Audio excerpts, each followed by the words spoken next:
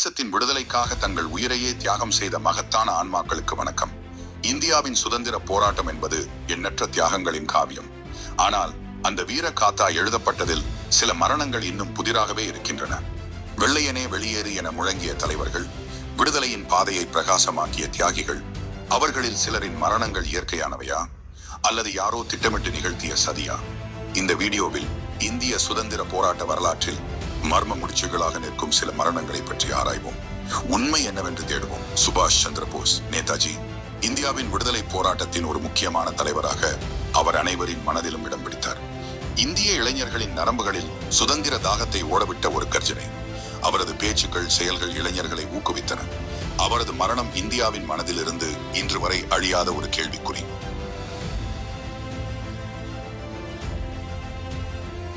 அவர் எங்கே போனார்? என்ன நடந்தது? 1945 ஆகஸ்ட் 18 தைவான். அந்த நாள், அந்த இடம்.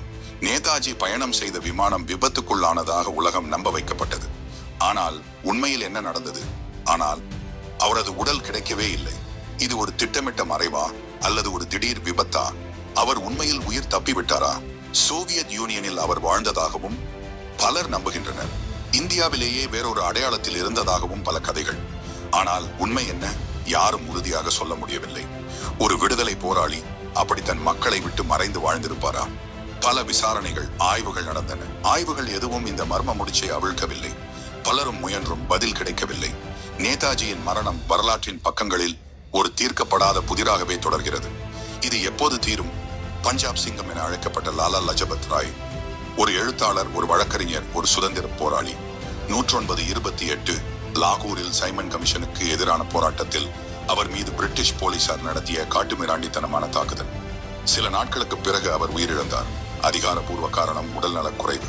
ஆனால் அந்த தாக்குதல் தான் அவரது மரணத்துக்கு வழிவகுத்தது என்பது மறுக்க முடியாத உண்மை. ஒரு அமைதியான போராட்டத்தில் ஈடுபட்டிருந்த ஒருவரை அந்த அளவுக்கு காட்டுமிராண்டித்தனமாக தாக்கியதன் பின்னணி என்ன? அவரை ஒழித்து கட்ட வேண்டும் என்ற திட்டமா? அதே நேரத்தில் அவரது மரணத்தில் உள்ள மர்மம் இன்னும் விலகவில்லை. சந்திரசேகர் ஆசாத் சுதந்திரம் அடைவதற்கு முன் நான் ஒருபோதும் உயிருடன் பிடிபட மாட்டேன் என்று சபதமேற்ற ஒரு வீரன். 1931 அலகாபாத்தில் ஒரு பூங்காவில் போலீசாருடன் சந்தித்த துப்பாக்கிச் சண்டை. அதிகாரப்பூர்வ தகவலின்படி அவர் தன்னைத்தானே சுட்டுக் கொண்டு உயிரை மாய்த்துக் கொண்டார். ஆனால் அவரது வீரத்தை, அவரது சபதத்தை அறிந்தவர்கள் இதை நம்புவார்களா? போலீசாரால் சூழப்பட்ட போது அவர் தன் கடைசி தோட்டாவை வைத்து தன்னைத்தானே சுட்டுக் கொண்டாரா? அல்லது அவரை உயிருடன் பிடிக்க முடியாது என்று தெரிந்த போலீசார் அவரை கொன்று விட்டார்களா? சந்திரசேகர் ஆசாத்தின் மரணம் இன்னும் ஒரு புதிராகவே இருக்கிறது. அவரது தியாகம் இந்திய இளைஞர்களுக்கு எப்போதும் ஒரு உத்வேகமாக இருக்கும். ஆனால் அவரது மரணத்தின் உண்மை என்ன? அது ஒரு கேள்விக்குறியாகவே நிற்கிறது. Chapter 4. பகத்சிங், ராஜகுரு, சுகதேவ் நீதி நிறைவேறியதா? இந்திய சுதந்திர போராட்டத்தின் 3 கொடிமரங்கள். பகத்சிங், ராஜகுரு, சுகதேவ், இவர்களின் பெயர்களை சொல்லும் போதே நம் நெஞ்சில் ஒரு துணிச்சல் பிறக்கிறது. அவர்கள் செய்த தியாகம் நம் மனதில் என்றும் நிற்கும். ஆனால் இந்த 3 இளைஞர்களின் மரணங்களும் நம் மனதை கொதிக்க வைக்கின்றன. அவர்கள் எதிர்கொண்ட கொடூரமான முடிவுகள் நம் மனதில் பல கேள்விகளை எழுப்புகின்றன.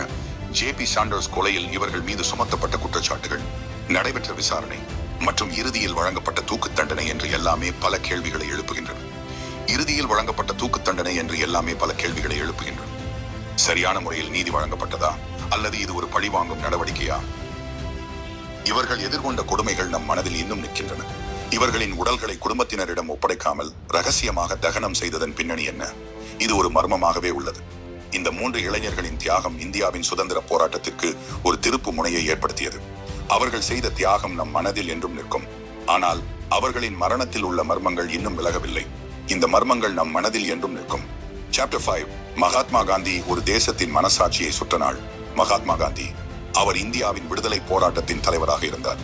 அஹிம்சா என்ற ஒற்றை சொல்லால் உலகையே திரும்பி பார்க்க வைத்த ஒரு மகான். அவரது சாமானிய வாழ்க்கை முறை, சத்தியம் மற்றும் அன்பு ஆகியவற்றால் மக்களை ஈர்த்தார். அவரது மரணம் இந்தியாவை மட்டுமல்ல, முழு உலகையுமே சோகத்தில் ஆழ்த்தியது. மக்கள் தங்கள் வழிகாட்டியை இழந்து விட்டனர். ஒரு 1948 ஜனவரி 30 அந்த நாளில் இந்தியா தன் மகத்தான மகனை இழந்தது. நாதுராம் கோட்சே என்ற மதவெறியரால் காந்திஜி சுட்டுக் கொல்லப்பட்டார். இந்த செய்தி நாடு முழுவதும் பரவியது. கோட்சே ஒரு தனிப்பட்ட வெறியால் இந்த கொடூர செயலை செய்தான் என்பதுதான் அதிகாரப்பூர்வ விளக்கம். ஆனால் பலர் இதை ஏற்கவில்லை. ஆனால் இந்த கொலையின் பின்னணியில் வேறு யாராவது இருந்தார்களா? இது ஒரு பெரிய கேள்வியாகவே உள்ளது. காந்திஜியை பாதுகாக்க வேண்டியவர்கள் ஏன் சரியாக செயல்படவில்லை? அவர்களின் தவறுகள் என்ன? இந்த கேள்விகள் இன்னும் பதில் கிடைக்காமல் இருக்கின்றன. இவை வரலாற்றின் மர்மங்களாகவே உள்ளன. காந்திஜியின் மரணம் இந்தியாவின் மனசாட்சியையே உலுக்கியது. மக்கள் தங்கள் வழிகாட்டியை இழந்துவிட்டனர். அவரது தியாகம் இந்தியாவை ஒரு ஜனநாயக நாடாக உருவாக்கியதில் முக்கிய பங்கு வகித்தது. அவர் இல்லாமல் இந்தியா இன்று இருக்கும் நிலைமை மாறியிருக்கும். ஆனால் அவரது மரணத்தில் உள்ள மர்மங்கள் இன்னும் விலகவில்லை. இவை வரலாற்றின் இருண்ட பக்கங்களாகவே உள்ளன. ஜான்சி ராணி லட்சுமிபாய் தைரியத்திற்கும் வீரத்திற்கும் எடுத்துக்காட்டாக விளங்கும் ஒரு பெண். 1857 சுதந்திர போரில் ஆங்கிலேயர்களை எதிர்த்து துணிச்சலுடன் போராடிய ஒரு ராணி. 1858 குவாலியர் போரில் வீர மரணம் அடைந்தார். ஆனால் அவரது உடலுக்கு நடந்த இறுதிச் சடங்குகள் பற்றி தெளிவான தகவல்கள் இல்லை. சிலர் அவரது உடல் ஆங்கிலேயர்களிடம் சிக்காமல் இருக்க அவரது ஆதரவாளர்கள் அதை எரித்து விட்டதாக கூறுகிறார்கள். ஒரு பெண், அதுவும் ஒரு ராணி, ஆங்கிலேயர்களை எதிர்த்து அந்த அளவுக்கு துணிச்சலுடன் போராடியது ஒரு வரலாற்று நிகழ்வு. அவரது மரணமும் அதன் பின்னணியில் உள்ள மர்மங்களும் இன்னும் நம்மை ஆச்சரியப்படுத்துகின்றன. லோகமானிய பால கங்காதர் திலகர் இந்திய சுதந்திர போராட்டத்தின் முன்னோடிகளில் ஒருவர்.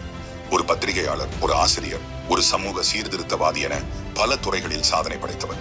1920 உடல் நலக் குறைவால் அவர் உயிரிழந்ததாக அதிகாரப்பூர்வ தகவல் தெரிவிக்கிறது. ஆனால் சிலர் அவருக்கு விஷம் கொடுக்கப்பட்டிருக்கலாம் என்று சந்தேகிக்கிறார்கள். அவரது மரணத்தில் உண்மையில் என்ன நடந்தது என்பது இன்னும் ஒரு புதிராகவே இருக்கிறது. திலகரின் மரணம் இந்திய சுதந்திர போராட்டத்திற்கு ஒரு பெரிய இழப்பாகும். அவரது மரணத்தில் உள்ள மர்மங்கள் விலகி உண்மை வெளிவர வேண்டும் என்பதே நம் எல்லோருடைய விருப்பம். 1911 ஏப்ரல் 13 அமிர்தசரஸ், ஜல்லியன் வாலாபாக்.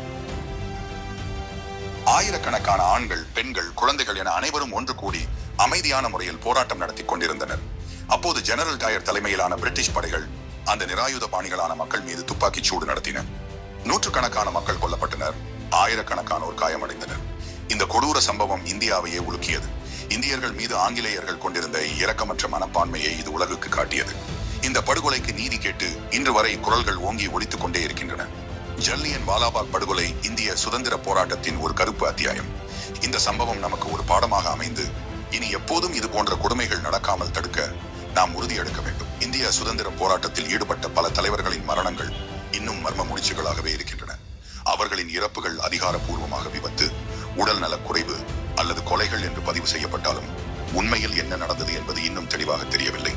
இவர்களில் சிலர் திட்டமிட்டு சதி செய்யப்பட்டார்களா? அவர்களை ஒழித்து கட்ட வேண்டும் என்று ஆரெங்கிலும் முயற்சி செய்தார்களா? இந்த கேள்விகளுக்கு இன்னும் சரியான பதில் கிடைக்கவில்லை.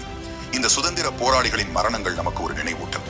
நாம் அனுபவிக்கும் சுதந்திரம் எவ்வளவு பெரிய தியாகத்தின் மூலம் கிடைத்தது என்பதை நினைவூட்டும் சின்னங்கள். அவர்களின் தியாகங்களை நாம் எப்போதும் மறக்கக்கூடாது. அவர்களின் மரணத்தில் உள்ள மர்மங்கள் ஒரு நாள் விலகும் என்ற நம்பிக்கையுடன் இந்த காணொலியை முடித்துக் கொள்வோம்.